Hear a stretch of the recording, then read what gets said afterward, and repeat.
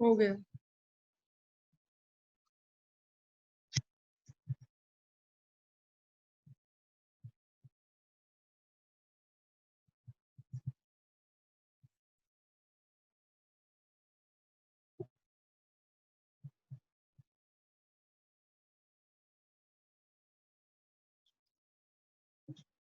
बेटा स्टार्ट करते हैं आज की chemical properties. Chemical property of carbonyl compounds. Chemical properties of carbonyl compounds. Carbonyl compounds very reactive.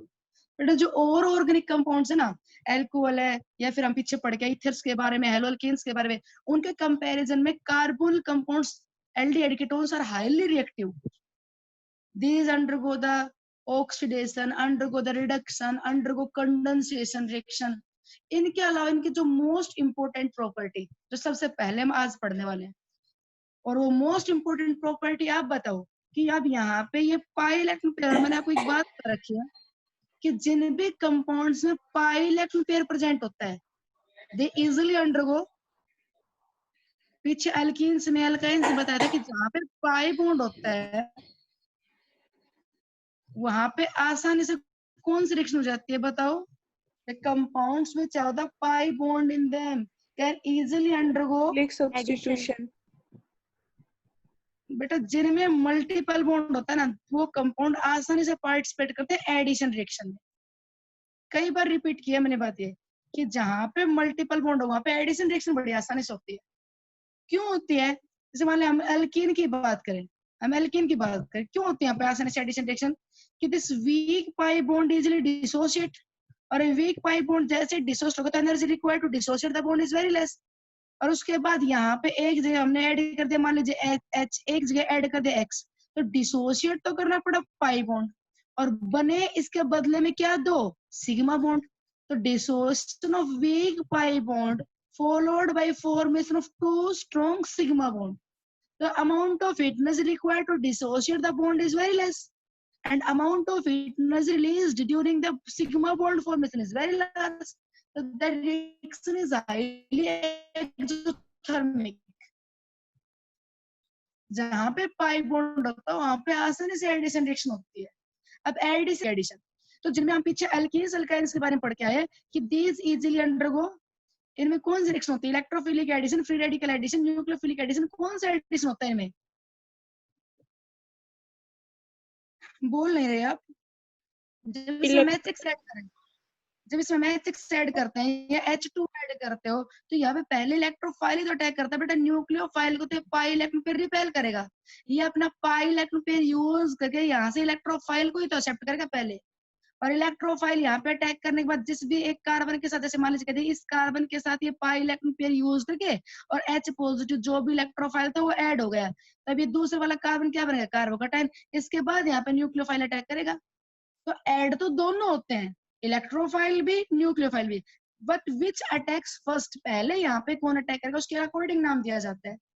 तो पहले यहाँ पे इलेक्ट्रोफाइल अटैक करेगा, न्यूक्लियोफाइल को तो ये पाई इलेक्ट्रॉन पेयर है, न्यूक्लियोफाइल को तो ये पाई इलेक्ट्रॉन पेयर है, वो रिपेल करेगा। तो हमेशा यहाँ पे पहले अटैक करते हैं electrophile. That's why alkene and alkynes undergo electrophilic addition. But in case of carbonyl compounds, अब कार्बोनिल में देखो क्या होगा।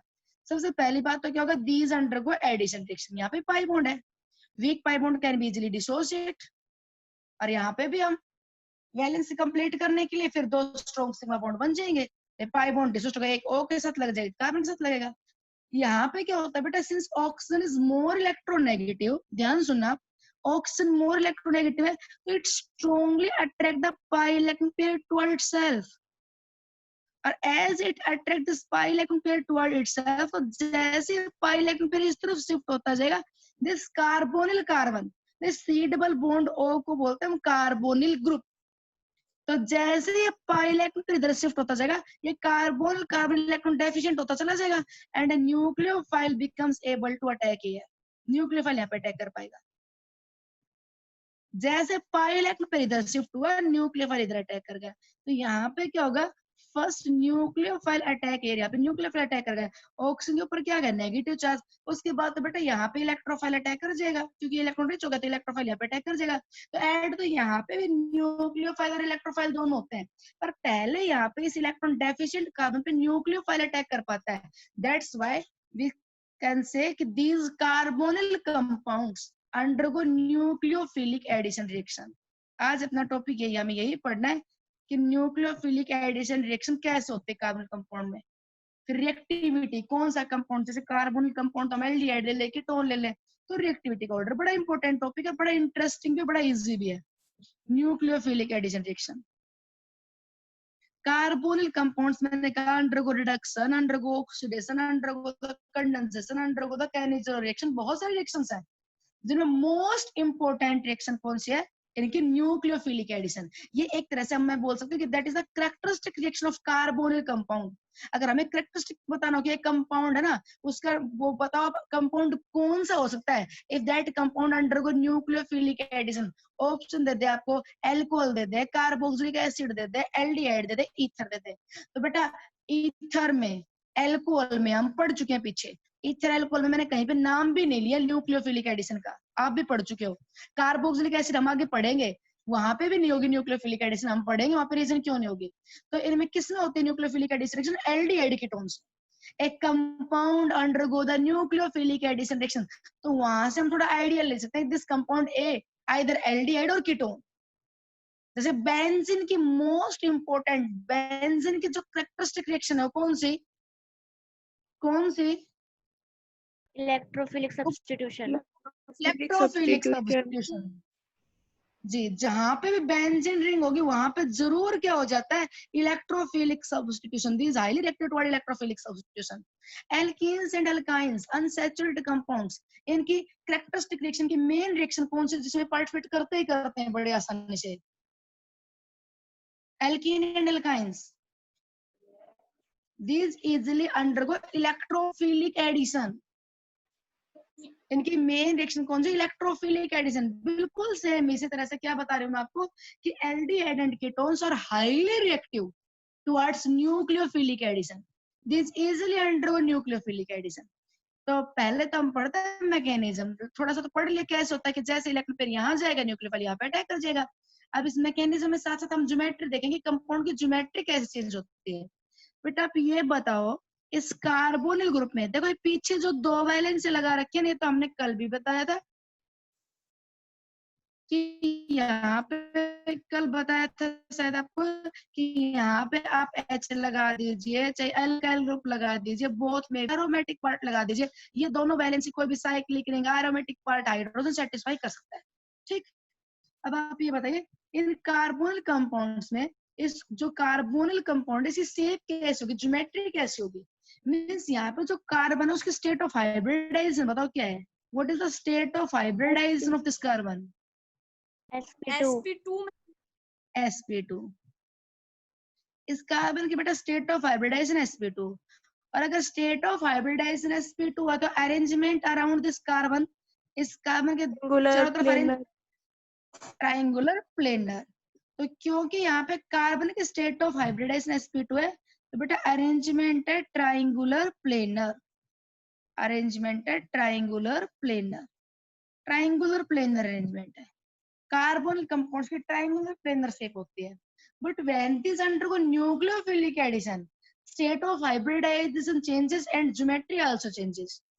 बट जैसे यहाँ पे बता दे मोर इलेक्ट्रोनेगेटिव है, ये इलेक्ट्रॉन पे इधर शिफ्ट होगा, यहाँ पे इलेक्ट्रॉन डेंसिटी कुछ इंक्रीज होती जाएगी, ये थोड़ा डेफिशिएंट होता जाएगा, पोलर ग्रुप है ये। अगर यहाँ पे न्यूक्लियोफाइल आ जाए तो न्यूक्लियोफाइल जैसे अपना इलेक्ट्रॉन पे इधर डोनेट करने लगेगा, बेटा इधर से इलेक्ट्रॉन आते जाएंगे और ये ऑक्सीजन आपको ना आसानी से पूरा इलेक्ट्रॉन पेयर लेके इधर चला जाएगा, पूरा ये इलेक्ट्रॉन पेयर डोनेट करेगा, ये इतने टाइम में इधर इलेक्ट्रॉन पेयर लेके चला जाएगा। तो क्या होगा यहाँ पे, ये जो कार्बन है इसमें इधर से अटैक कर गए न्यूक्लियोफाइल, न्यूक्लियोफाइल ने अपना इलेक्ट्रॉन पेयर डोनेट किया, इस पे अटैक कर गया, ये अपना पूरा इलेक्ट्रॉन पेयर लेके ऑक्सीजन यहाँ पे चला गया। अब आप ये बताइए कि इस कार्बन की बेटा स्टेट ऑफ हाइब्रिडाइजेशन क्या हो गई, sp3 मैम। sp3 हो गई, क्योंकि अब तो चारों बॉन्ड सिंगल हो गए, चारों बॉन्ड सिंगल सिग्मा। तो अब इस कार्बन की स्टेट ऑफ हाइब्रिडाइजेशन sp3। और बेटा ज्योमेट्रिक ऐसी होगी टेट्राहेड्रल। तो when these carbonyl compounds undergo the nucleophilic addition, the geometry changes from triangular planar to tetrahedral। ठीक है, बाद में यहाँ पे आके इलेक्ट्रोफाइल अटैक कर जाएगा, अरेंजमेंट टेट्राहेड्रल हो जाएगा। अब बात है रिएक्टिविटी की, सबसे मेन टॉपिक अपना स्टार्ट करते हैं रिएक्टिविटी। न्यूक्लियोफिलिक एडिशन कौन कौन सा होगा वो एग्जांपल्स हम नेक्स्ट क्लास में डिस्कस करेंगे। आज तो अपना मेन इतना ही कवर हो पाएगा कि कंपाउंड कितना रिएक्टिव है टुवर्ड्स न्यूक्लियोफिलिक एडिशन।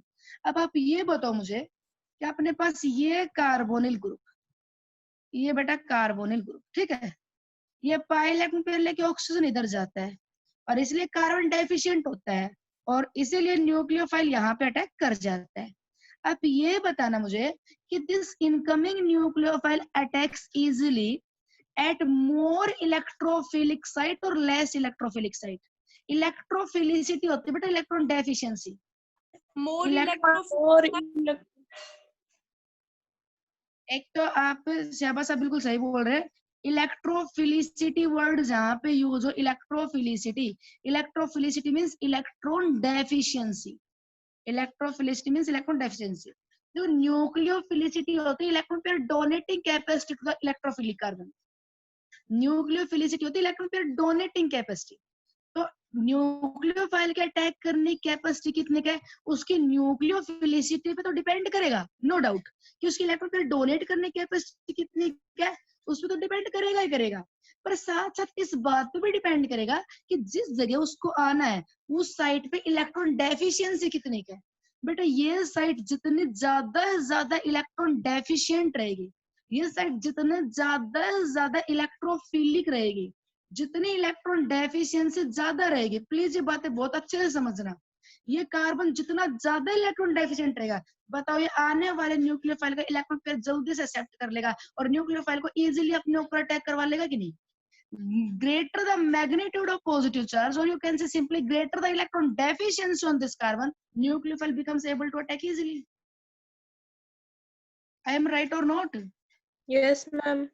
Ma'am, ये बात ना आप अच्छे से क्लियर कर लेना कि अपने जो कंपाउंड्स की आपको रिएक्टिविटी कंपेयर करनी पड़ेगी, तो आपको वहां पे ये देखना है कि ये कार्बन ज्यादा क्या होना चाहिए, इलेक्ट्रॉन डेफिशिएंट। जितने यहाँ पे इलेक्ट्रॉन डेफिशिएंसी ज्यादा होगी न्यूक्लियोफिलिक अटैक उतना ही इजी हो जाएगा। ठीक, सेकंड, दूसरी बात बेटा इस बात पे भी डिपेंड करता है, एक तो हो गया कि इलेक्ट्रोफिलिसिटी ज्यादा होनी चाहिए, दूसरी बात इस बात पे भी डिपेंड करता है कि बेटा ये न्यूक्लियोफाइल को यहाँ पे आना है तो जिस जगह पे उसे आना है उसके आसपास बल्कि ग्रुप कम से कम हो, नहीं तो अगर बड़े बड़े ग्रुप होंगे तो इस कार्बन को कवर कर लेंगे चारों तरफ से, तो फिर न्यूक्लियोफाइल स्टीरिक हिंड्रेंस फील करेगा। स्टीरिक हिंड्रेंस भीड़ की वजह से रुकावट, स्टीरिक हिंड्रेंस मतलब भीड़ की वजह से रुकावट। अब जैसे मुझे पता है कि ये एक ऐसी जगह है कि जहाँ पे मुझे जाते ही ना मीठे मीठे पके हुए आम मिलेंगे, पक्का मिलेंगे। तो भाई मैं भी हुई, आप भी हुए, सारे यहाँ पे पता आम ना मैंगो ना मार्केट में लेके खाने के मजे नहीं आते, बाग से तोड़ के, वो भी चोर के तोड़ के खाने में बड़े मजे आते हैं, अगर मेरी जैसे सोच के हो तो। मतलब बड़े खूब सारे चौकीदार बैठे हो और अब यहाँ पे ये सारे सो जाए तब यहाँ पे आम तोड़े खाएं, लगे हुए पेड़ के आम तोड़े खाने में तो बड़े मजे आते हैं। तो भैया ये है, मैं यहाँ पे जाना चाहती हूँ, मैं यहाँ जाना चाहती हूँ, मैं यहाँ पे ये मैंगो लगे हुए मैं तो इनको तोड़ के खाना चाहती हूँ। एक तो कहते जी कोई बाउंड्री नहीं कर रखी है, पेड़ है जी जाओ और अपने तोड़ के ले आओ, और एक चारों तरफ कर दे बाउंड्री, कांटेदार, ऊपर कांच कूच लगा दे, ये सारे के सारे कर दी बहुत सारी प्रोटेक्शन। तो ये सारे के सारी चीजें जो ये कांच लगा दी और ये झाड़ीदार लगा दी और दो चार थप्पा भाई साहब जैसे चौकीदार बैठा दिए, तो अब ये बताओ ये सारे के सारे मेरे लिए स्टीरिक हिंड्रेंस से काम कर रहे कि नहीं, कि चारों तरफ से बहुत सारी ना चाहने वाली भीड़ आ गई तो मेरे यहाँ पे जाने के चांस कम हो गए। तो वो यहाँ पे बता रहे हैं कि जिस जगह पे आना है उस कार्बन के आसपास बल्कि ग्रुप ना रहे, नहीं तो उनका इलेक्ट्रॉन क्लाउड जो फैला हुआ रहेगा वो न्यूक्लियोफाइल को रिपेल करेगा। तो दूसरी जो यहाँ पे बात है वो रिएक्टिविटी डिसाइड करेगा कौन, कि जो अपना कार्बोनिल कार्बन है, इस कार्बोनिल कार्बन के आसपास क्या हो, minimum steric hindrance, steric hindrance कम से कम हो, मतलब जो बल्कि ग्रुप है वो कम से कम हो, तो न्यूक्लियोफाइल इजीली अटैक कर पाएगा। towards the nucleophilic addition, which compound will be more reactive? Where the carbonyl carbon is least sterically hindered. इसके आसपास बल की ग्रुप कम से कम हो, so that nucleophile becomes able to attack easily. और दूसरा, इस कार्बन के ऊपर बेटा पॉजिटिव चार्ज ज्यादा से ज्यादा हो, ये ज्यादा से ज्यादा इलेक्ट्रॉन डेफिशिएंट है. ये दो बातें डिसाइड करेंगे न्यूक्लियोफिलिक अटैक. अगर दो बातें डिसाइड करेंगे न्यूक्लियोफिलिक अटैक को, तो अब आप ये बताइए कि out of aldehyde and ketones which are more reactive towards nucleophilic addition? Aldehyde, out ma'am. Of Aldehyde. Yes, एक तो हमने लिख दिया एल्डिहाइड. बड़ा सिंपल सा क्वेश्चन है, अक्सर पूछते रहते हैं कि out of the aldehyde and ketones which are more reactive towards nucleophilic addition. तो बेटा आपको पता है कीटोन में तो ये दोनों आर पार्ट, ये दोनों आर पार्ट, और एल्डिहाइड में एटलीस्ट एक टच होगा. दूसरा पार्ट भाई अगर फॉर्मल्डिहाइड की बात करें तो H, और अदरवाइज एल्काइल पार्ट होगा. तो इन दोनों में से कोई भी हो सकता है.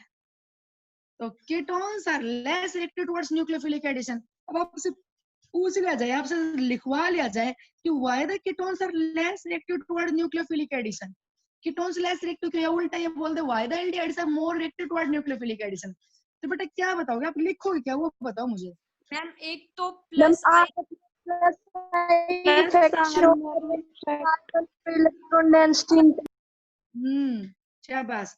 आप ना 2 पॉइंट में आंसर लिखोगे और कह दोगे जी एक तो प्लस आई इफेक्ट, एक तो आप लिखना प्लस आई इफेक्ट. ठीक है, कि क्या बताओगे in case of ketone there are carbonyl carbon attached with the two alkyl group which exhibit the plus I effect, and through the plus I effect, plus I electron releasing inductive effect. अब आपको पता है carbon बेटा sp2 hybridised है, ऊपर से इसका pi electron peroxide लेके जा रहा है, और एक तो sp2 हाइब्रिडाइज्ड है तो कार्बन मोर इलेक्ट्रोनेगेटिव है. sp3 वाले से हम मिथाइल इथाइल प्रोपाइल लगा होगा तो उस कार्बन की तो स्टेट ऑफ हाइब्रिडाइजेशन sp3 होगी. sp2 वाला मोर इलेक्ट्रोनेगेटिव, ऊपर से पाई इलेक्ट्रॉन फिर इधर जा चुका है तो इलेक्ट्रॉन डेफिशिएंट भी हो चुका है. ठीक, तो ये sp2 hybridised electron deficient carbon क्या करेगा, अट्रैक्ट इलेक्ट्रॉन टुवर्ड इटसेल्फ. तो ये इलेक्ट्रॉन पेयर को ये इस इलेक्ट्रॉन पेयर को अपनी तरफ अट्रैक्ट करने लग रहा है, तो इसके रिस्पेक्ट में तो मैं कहूंगी क्या एग्जिबिट कर रहा है, माइनस आई. ये लेने लग रहा है, कौन, ये वाला. और ये अल्काइल ग्रुप मिथाइल जो भी वो देने लग रहा है. तो alkyl through the plus I effect, alkyl group through the plus I effect क्या करेगा, decreases the electrophilicity of this carbonyl carbon.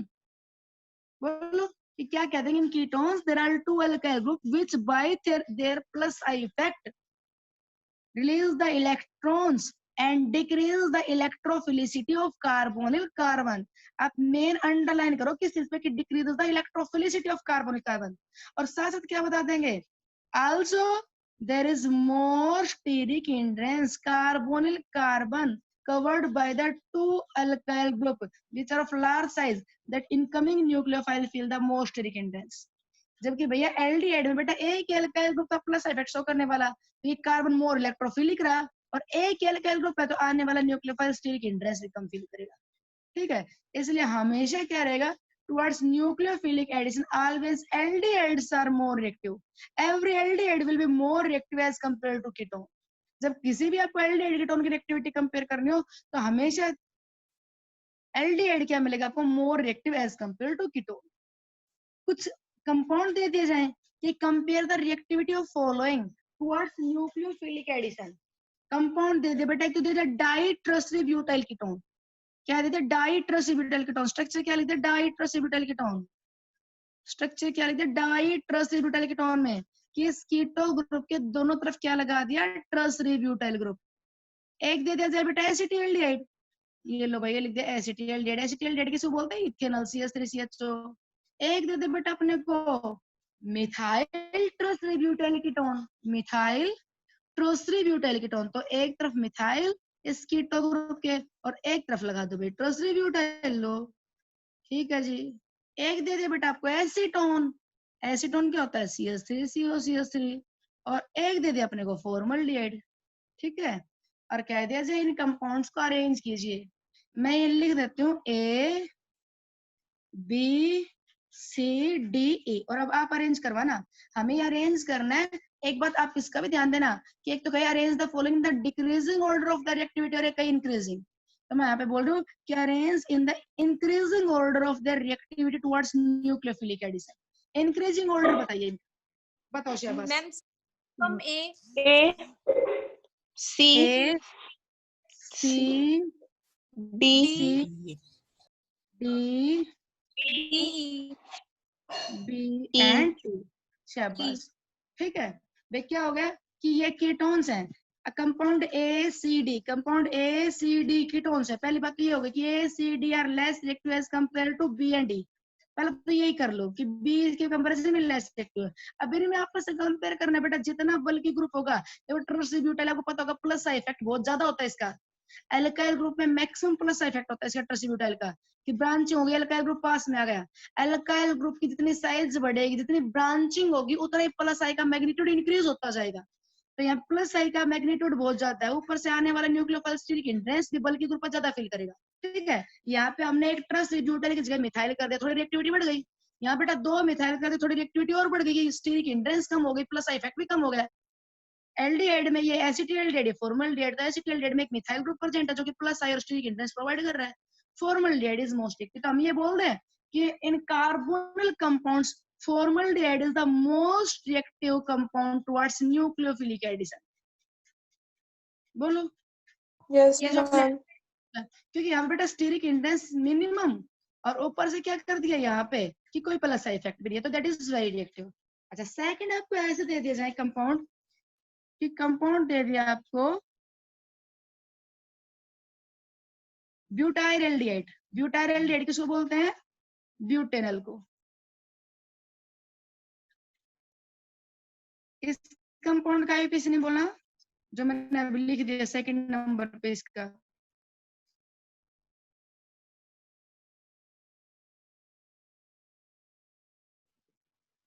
नाम नहीं बोला।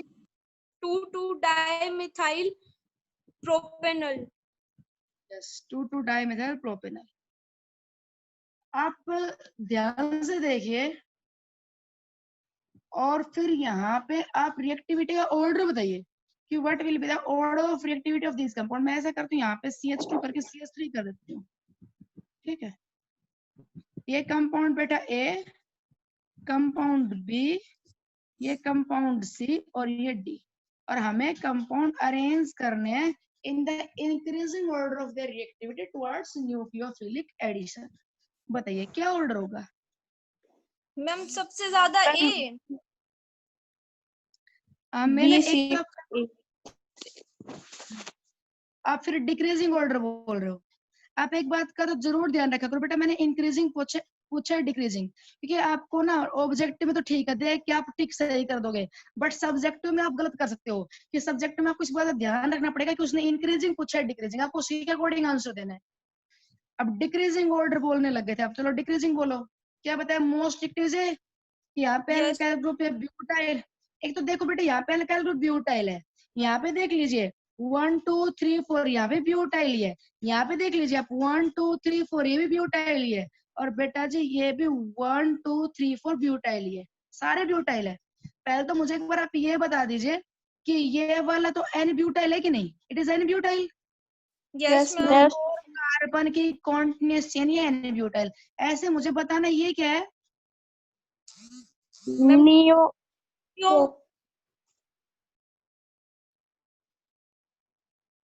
अब मेरे पास होता ना तो मैं कटा थप्पड़ लगाती आपके। ये क्या है देखना, ध्यान से देखना। Tertiary. Tertiary. ये टर्सरी ब्यूटाइल है। ये जो ग्रुप लगा हुआ है क्या है? Tertiary butyl. कितना carbon atom to which functional group is attached, उस कार्बन के साथ क्या है? 3 अल्काइल ग्रुप लगे हुए हैं। तो ये क्या है? टर्सरी कार्बन है, टर्सरी कार्बन। और इस टर्सरी कार्बन में क्या है कि तीनों के तीनों मिथाइल, तो टोटल कार्बन चार्ज है, टर्सरी ब्यूटाइल है। ये टर्सरी ब्यूटाइल है, पहचान लेगा थोड़ा सा। ये मैं इसलिए बोल रहा हूँ, थोड़ा आपको इन चीजों की हैबिट हो जाए। बाकी क्वेश्चन का आंसर तो आप ये बिना टर्सरी ब्यूटाइल का भी दे सकते थे, कि वहां पे तो ये देखना था स्टीरिक हिंड्रेंस कहाँ जाता है, प्लस इफेक्ट कहाँ जाता है, वो आपको वैसे देखने से पता चल जाएगी। फिर भी थोड़ा पहचान में तो आना चाहिए। अब यहाँ पे देखो ये जो ग्रुप लगा हुआ है CHO के साथ, बताना कौन सा लगा हुआ है? So, ma'am. CHO क्या लगा हुआ है? आइसोब्यूटाइल। ये आइसोब्यूटाइल है। कार्बन 1 2 3, 3 कार्बन है जिसमें second last branch with methyl, तो ये आइसोब्यूटाइल है। और जो CHO के साथ ये वाला लगा हुआ है, ये Secondary. Secondary. 2 3 4 4 कार्बन है जिसमें सेकेंडरी कार्बन जुड़ा हुआ है, सेकेंडरी ब्यूटाइल है।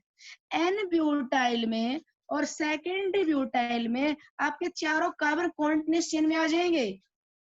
एन ब्यूटाइल में और सेकेंडरी ब्यूटाइल में आपके चारों कार्बन कॉन्टिन्यूअस चेन में आ जाएंगे। ये चारों कॉन्टिन्यूअस चेन में आ गए, चारों कॉन्टिन्यूअस चेन में आ गए। पर अगर कार्बन सेकेंडरी लगे तो सेकेंडरी ब्यूटाइल, और कार्बन टर्मिनल लगे तो ब्यूटाइल। और टर्सरी ब्यूटाइल में, आइसो ब्यूटाइल में आपके चारों कार्बन कॉन्टिन्यूअस चेन में नहीं आएंगे। आप करके देख लो, कैसे भी करके देख लो, ये ऐसे कर लीजिए, ऐसे कर लीजिए, कैसे भी कर लीजिए, नहीं आएंगे। अब ये जो फंक्शनल ग्रुप से जो अटैच है carbon tertiary butyl, iso butyl में चारों आपके कॉन्टिन्यूअस चेन में कभी भी नहीं आएंगे। आप करके देख लेना।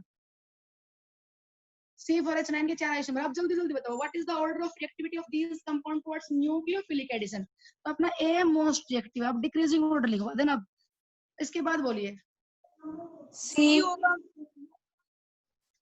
इसके बाद सी होगा, बिल्कुल सही फिर है। डी और फिर बी। फिर डी D. और फिर बी, वेरी गुड। अब देखो यहाँ पे क्या, सी में और डी में सारे बच्चे अच्छे से देख लीजिए। 1 2 3 तीन की कार्बन चेन लगी है, 1 2 3 तीन की चेन लगी हुई है।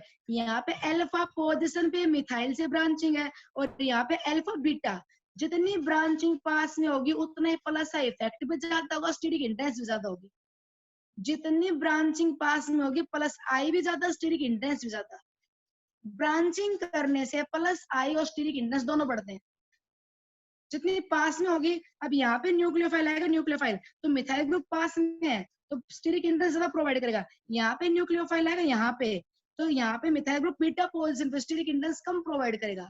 Inductive effect of magnitude distance का लोग कम हो जाता है, तो बीटा पे मिथाइल अपना प्लस आई का मैग्नीट्यूड कम शो कर पाएगा, अल्फा पे ज्यादा शो कर पाएगा।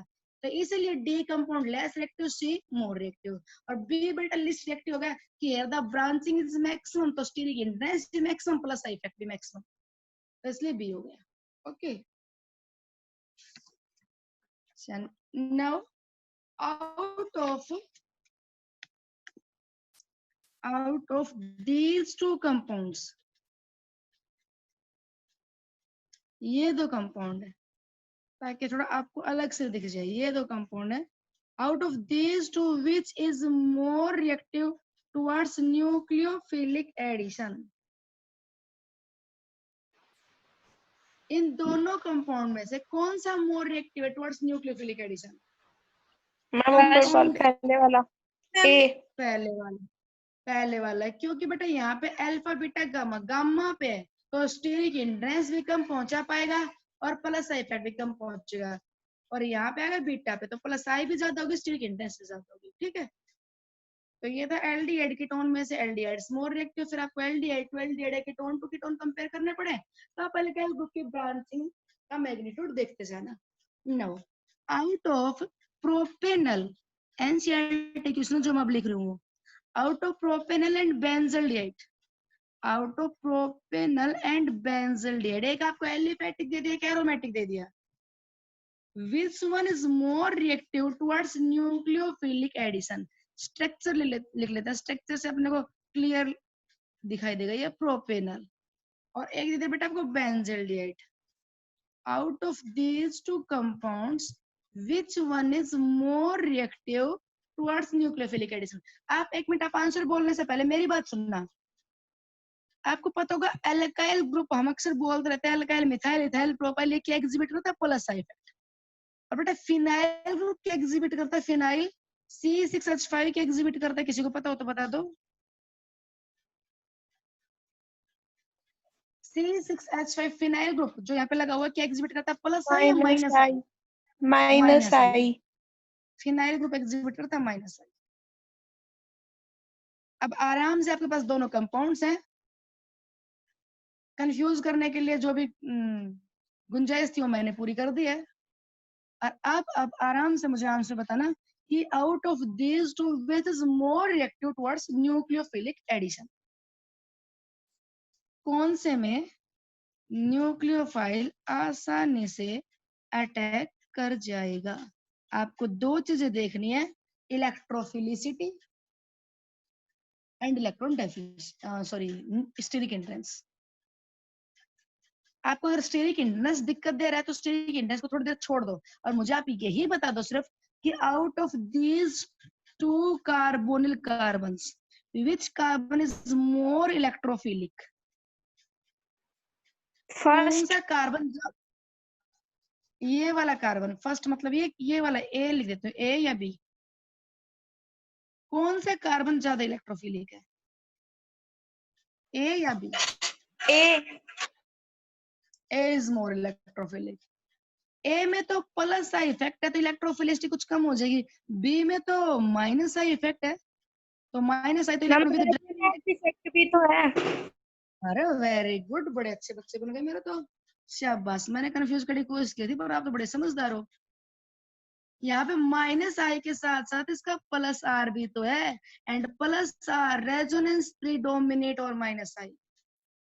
तो अब तो सारा अपना आंसर क्लियर सा हो ही गया कि बल्कि ग्रुप है, बड़ा ग्रुप है तो आने वाला न्यूक्लियोफाइल फील करेगा more steric hindrance, and due to plus R effect benzene ring, benzene अपने प्लस आर इफेक्ट की वजह से बेटा कार्बोनिल कार्बन की इलेक्ट्रोफिलिसिटी को क्या करेगा, decrease at a greater extent. अच्छे से सुन लीजिए, एरोमेटिक एल्डिहाइड्स, एरोमेटिक एल्डिहाइड्स और चाहिए एरोमेटिक कीटोन्स हो, aromatic aldehydes या ketones are more reactive as compared to their corresponding aliphatic compounds. Her aromatic aldehyde, her aromatic ketone aliphatic aldehyde या aliphatic ketone के comparison में क्या होगा, less reactive. Aromatic aldehyde and ketones are less reactive towards nucleophilic addition. Why these compounds are less reactive? अगर आपसे पूछ लिया जाए कि बताओ ये compound less reactive क्यों है, तो एक तो आप क्या कहोगे कि because of the plus R effect, because of the plus R effect of benzene ring, benzene जो ring है वो अपने प्लस आर इफेक्ट की वजह से क्या करेगा बेटा, decreases the electrophilicity of carbonyl carbon at a greater extent. आप स्ट्रक्चर बना के दिखा दीजिए, आप 1 2 3 जितने बना सको, 5 बनेंगे टोटल, तो आप एक स्ट्रक्चर बना के दिखा दो ताकि क्लियर हो जाए। तो सब्जेक्ट में लिखा हुआ अच्छा होना चाहिए थोड़ा सा, और बहुत अच्छा लिखने के लिए केमिस्ट्री में वो इंग्लिश नहीं लिखनी होती है, थोड़े स्ट्रक्चर वगैरह ये होते हैं इंप्रेसिव, किसी क्लियर दिख जाता है। लैंग्वेज थोड़ी सी कम यूज कर लो, स्ट्रक्चर बना के दिखा दो कि ये इलेक्ट्रॉन फिर यहाँ आया, क्लियर हो जाता है कि हाँ भाई बच्चे कॉन्सेप्ट क्लियर है कि ये CH इलेक्ट्रॉन पेयर जैसे ऑक्सीजन के ऊपर गया, ऑक्सीजन पर नेगेटिव चार्ज आया और बेंजीन ने अपना इलेक्ट्रॉन पेयर दे दिया, ये डबल बॉन्ड, और इसकी वजह से बेटा ये खुद तो हो गया इलेक्ट्रोफिलिक, और इस कार्बनिक इलेक्ट्रोफिलिसिटी को इसने काफी कम कर दिया अपना इलेक्ट्रॉन पेयर देके।